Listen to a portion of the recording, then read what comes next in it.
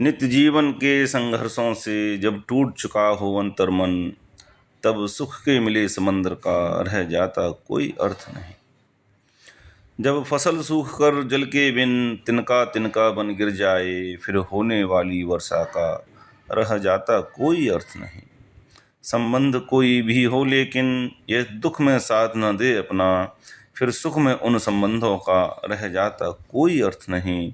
छोटी छोटी खुशियों के क्षण निकले जाते हैं रोज जहां, फिर सुख की नित्य प्रतीक्षा का रह जाता कोई अर्थ नहीं।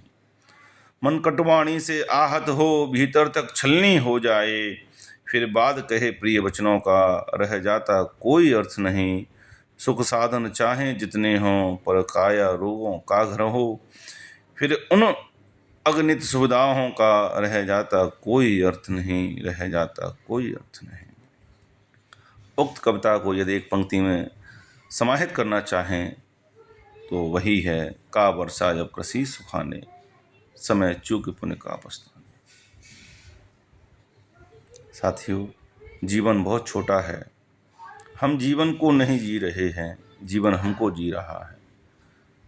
जैसा कहा गया है, भोगा न भुक्ता वयमेव भुक्ता। हम भोगों को नहीं भोग रहे हैं, भोग हमको भोग रहे हैं। केवल किसके लिए? 2 पैसे के लिए।